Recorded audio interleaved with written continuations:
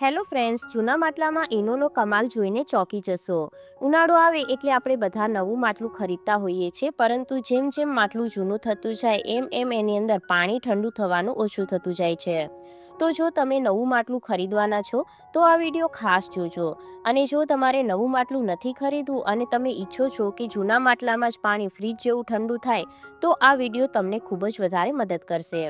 આ વિડીયોમાં હું તમને જણાવીશ કે જૂના માટલામાં પાણી ફ્રીજ જેવું ઠંડુ કેવી રીતે કરવું, માટલાની અંદરથી સફાઈ કેવી રીતે કરવી, તેમજ નવું માટલું ખરીદતા પહેલા કઈ વાતોનું ધ્યાન રાખવું. તો વિડીયોને એન્ડ સુધી જોજો. કડકડતી ધૂપમાંથી જ્યારે આપણે આવીએ ત્યારે તરત જ ફ્રીજ ખોલીને ઠંડુ પાણી પીવા લાગીએ છીએ, પરંતુ ફ્રીજના પાણીથી આપણી તરસ નથી છીપાતી અને ફ્રીજનું પાણી આપણી હેલ્થ માટે પણ સારું નથી. આ વાત આપણે બધા જાણીએ છીએ, પરંતુ માટલાનું પાણી ઠંડુ નથી થતું ત્યારે ફ્રીજનું પાણી પીવાનું મન થાય છે. ઉનાળામાં લેડીઝોનું વારંવાર પાણીની બોટલ ભરીને ફ્રીજમાં મૂકવાનું એક કામ વધી જાય છે.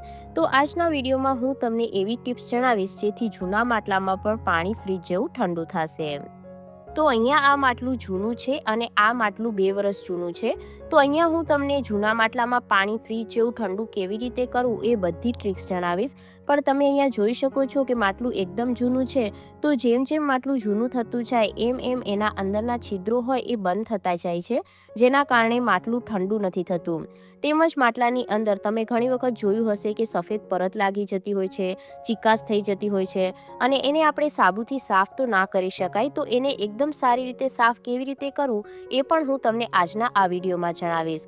તો સૌથી પહેલાં આપણે માટલાને બહારથી કેવી રીતે સાફ કરવું એ જોઈએ. તમે અહીંયા જોઈ શકતા હશો કે માટલા ઉપર આ રીતની એક સફેદ પરત લાગી ગઈ છે. તો જો એને સાફ કરવા માટે આપણે એક સ્ક્રબ લઈ લેવાનું છે. તો આપણે સ્ક્રબ થોડું હાર્ડ આવે એનો ઉપયોગ કરવાનો છે. ત્યારબાદ આપણે લેવાનું છે મીઠું, જે આપણે નોર્મલી જમવામાં યુઝ કરતા હોઈએ છીએ. તો આ સ્ક્રબ ઉપર આપણે આ રીતના મીઠું છે એ લગાવી દેવાનું છે, અને ત્યારબાદ એના ઉપર આપણે થોડું પાણી ઉમેરી અને એને થોડું ભીનું કરી લેવાનું છે. ત્યારબાદ આપણે માટલા ઉપર આ સ્ક્રબની મદદથી એને ઘસીશું. મીઠાની મદદથી 2 કામ થશે. એક તો માટલું એકદમ સારી રીતે સાફ થઈ જશે, અને જે બીજો ફાયદો છે એ પણ હું તમને આગળ જણાવું. તો અહીંયા માટલાને પણ આપણે પાણીની મદદથી થોડું ભીનું કરી લેવાનું છે, અને માટલા ઉપર પણ આપણે આ રીતના ચારે બાજુ મીઠું છે એ છાંટી દેવાનું છે, અને ત્યારબાદ એને આ રીતના ઘસી લેવાનું છે. કેવું થાય કે જ્યારે આપણે નવું માટલું લઈને આવીએ ત્યારે એના જે છિદ્રો હોય એ ખુલ્લા હોય છે, જેના કારણે માટલું એકદમ ઠંડુ થતું હોય છે. પરંતુ જેમ જેમ માટલું જૂનું થતું જાય એમ એના છિદ્રો બંધ થતા જાય છે. એના લીધે શું થાય કે માટલાનું જે પાણી છે એ ઠંડુ નથી થતું. પણ જ્યારે તમે આ રીતે માટલાને મીઠાની મદદથી ઘસશો તો જ્યારે એના છિદ્રો છે એ ખુલી જાય છે અને ફરીથી માટલું ઠંડુ થવા લાગે છે. તો આના કારણે 2 ફાયદા થાય છે. એક તો જે માટલા ઉપર સફેદ પરત લાગી ગઈ હોય છે એ સફેદ પરત પણ નીકળી જાય છે, માટલું એકદમ નવા જેવું ક્લીન થઈ જાય છે, અને સાથે એના છિદ્રો ખુલી જવાના લીધે જે માટલું છે એકદમ ઠંડુ પાણી આપે છે. તો જો અહીંયા આ રીતના મીઠાની મદદથી આપણે એને સાફ કરી લીધું છે. હવે આપણે પાણીની મદદથી એને ધોઈ લઈએ. તો અહીંયા તમે જોઈ શકતા હશો કે જે માટલા ઉપર સફેદ પરત લાગી ગઈ હતી, જે આપણે સારી જેવું કહીએ, એ એકદમ સારી રીતના ક્લીન થઈ ગયું છે, અને અહીંયા માટલું છે એકદમ નવા જેવું ચમકવા લાગ્યું છે. ફ્રેન્ડ્સ, તમે દર વર્ષે નવું માટલું ખરીદો છો કે જૂના માટલાનો ઉપયોગ કરો છો એ મને કોમેન્ટ કરીને જરૂરથી જણાવજો. ત્યારબાદ અહીંયા તમે જોઈ શકો છો કે માટલાની આપણે બહારથી તો ક્લિનિંગ કરી લીધી, પરંતુ અંદરથી એને કઈ રીતના ક્લીન કરવું. તો એના માટે આપણે યુઝ કરવાનો છે આપણા રસોડામાં જ રહેલી એક વસ્તુ, અને એ છે ઈનો. તમને થતું હશે કે ઈનોથી માટલાની ક્લિનિંગ કઈ રીતના કરવાની. તો જો આપણે અહીંયા ઈનોનું મેં પાઉચ લીધું છે, તો અડધો ઈનો આપણે આની અંદર ઉમેરી દેવાનો છે, અને ઈનોની જગ્યા પર તમે અહીંયા બેકિંગ સોડાનો ઉપયોગ પણ કરી શકો છો. ત્યારબાદ આપણે એની અંદર અડધું લીંબુ લઈ લેવાનું છે, અને લીંબુનો જે રસ છે એ આપણે આ માટલાની અંદર ઉમેરી દેવાનો છે. તમે ઘણી વખત જોયું હશે કે માટલાની અંદર સફેદ પરત જામી ગઈ હોય, અંદર ચીકણું થઈ ગયું હોય માટલું. તો એને ક્લીન કરવા માટે આપણે સાબુનો ઉપયોગ ના કરી શકાય, કારણ કે થોડો ઘણો પણ સાબુ રહી જાય તો એ પાણી થ્રુ આપણા પેટમાં જાય છે. તો જો ફ્રેન્ડ્સ, અહીંયા મેં થોડું પાણી ઉમેરી દીધું હતું, અને એક આપણે બીજો લીંબુનો કટકો લઈ લેવાનો છે, અને એની મદદથી માટલાને આપણે અંદરથી સારી રીતના ઘસી લેવાનું છે. ઇનોના લીધે શું થશે કે જે એની અંદર કોઈ વખત સ્મેલ આવતી હોય માટલામાં પાણીની, તો એ સ્મેલ છે એ બધી જ દૂર થઈ જશે. ત્યારબાદ અહીંયા મેં થોડું છે ને મીઠું ઉમેરી દીધું છે. મીઠું તમારે ના ઉમેરવું હોય તો તમે સ્કીપ કરી શકો છો, પરંતુ મીઠું ઉમેરવાથી શું થાય કે જે અંદરના છિદ્રો હોય માટલાના એ ખુલી જાય છે, જેના લીધે પાણી એકદમ ઠંડુ થાય છે. ત્યારબાદ આપણે આ રીતના એને ઘસી લેવાનું છે અને ત્યારબાદ આપણે પાણીની મદદથી એને સાફ કરીશું. અહીંયા તમે જોઈ શકતા હશો કે કેટલું પાણી છે એ ગંદુ થઈ ગયું છે. તમે અહીંયા સ્ક્રબનો ઉપયોગ પણ કરી શકો છો અથવા તો લીંબુની મદદથી પણ તમે ઘસી શકો છો. તો હું અત્યારે હવે થોડું વાર સ્ક્રબ છે એ લઈ લઈશ અને સ્ક્રબની મદદથી પણ એને ઘસી લઈશ, જેથી તળિયે જેટલી પણ ચીકાશ વગેરે જામી ગઈ હોય એ બધી નીકળી જાય. તો અહીંયા તમે જોઈ શકો છો કે માટલાની અંદર કેટલી બધી ગંદકી છે એ નીકળે છે.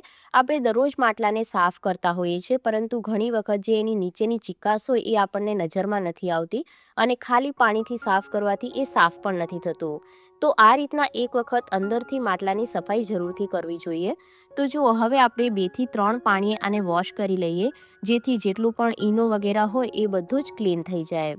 તો મેં આને 2 થી 3 પાણીએ વોશ કર્યા છે અને ત્યારબાદ આપણે આની અંદર માટલામાં પાણી ભરવાનું છે. અહીંયા તમારે એક વાતનું ધ્યાન રાખવાનું છે કે તમે જ્યારે પણ માટલામાં પાણી ભરો એ તમે જો રાતના સમયે ભરશો તો સવાર સુધીમાં પાણી એકદમ ઠંડુ થઈ જશે. તો જુઓ, અહીંયા મેં 2 થી 3 પાણી એને વોશ કરી લીધું છે. હવે આપણે માટલામાં પાણી ભરી લઈએ. જ્યારે તમે નવું માટલું ખરીદો ત્યારે એક વાતનું ધ્યાન રાખવું કે એને હાથ લગાવીને ક્યારે નહીં વોશ કરવાનું. જો તમે એને હાથેથી વોશ કરશો તો એ ક્યારે પણ ઠંડુ નહીં થાય. બીજી વસ્તુ એ કે માટલું હંમેશા પાકી માટીનું ખરીદવાનું. જો તમે કાચી માટીનું માટલું ખરીદશો તો એ પણ ક્યારેય ઠંડુ નહીં થાય.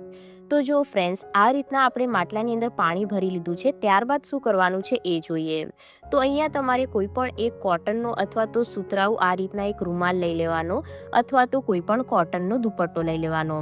એને તમારે આ રીતના માટલા ઉપર કવર કરી લેવાનો. આના લીધે શું થાય કે જે ડાયરેક્ટ ગરમી હોય એ માટલાને ટચ નથી કરતી. એના કારણે શું થાય કે માટલું આપણું હંમેશા ઠંડુ બન્યું રહે છે. ત્યારબાદ આ રૂમાલને આપણે પાણીથી આ રીતે કવર કરી લેવાનો છે.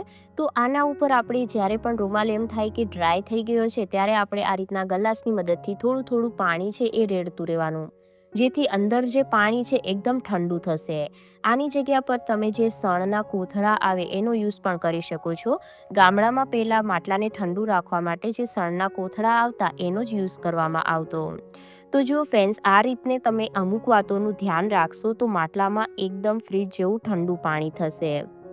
ત્યારબાદ તમારે એક બીજી વસ્તુનું ધ્યાન રાખવાનું છે કે માટલાને ક્યારે પણ તમારે ડાયરેક્ટ સ્લેબ ઉપર નહીં મૂકવાનો, કારણ કે એની જે ગરમી હોય પથ્થરની એ માટલાને ડાયરેક્ટ ટચ કરે તો માટલાનું પાણી ઠંડુ નથી થતું.